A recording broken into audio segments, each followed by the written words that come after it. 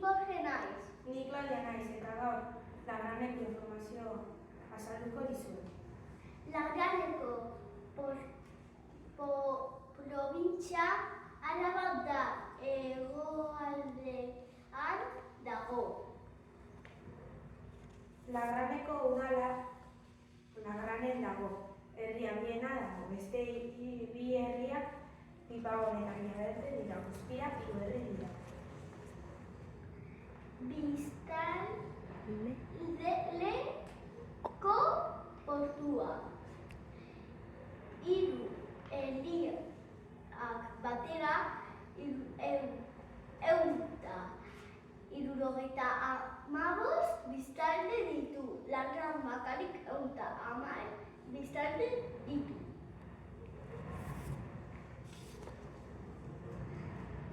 Ibaia Lagranetik igortzen den ibaia ega du izena. Lagraneko mendia Toloñoko mendigunea deitzen da. Mendia hau hainbat gailu ditu. Ezagunak Gazteluko Gurrutzea eta Palomares deitzen dira. Hainbat zerbitzu daude Lagranen. Eta hauek dira.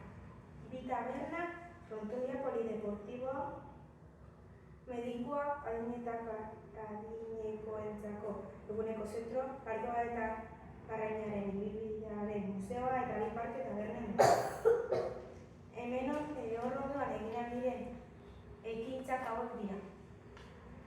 Mendi bueltak eta Pipagonen dagoen museo bat ikusi. Agur.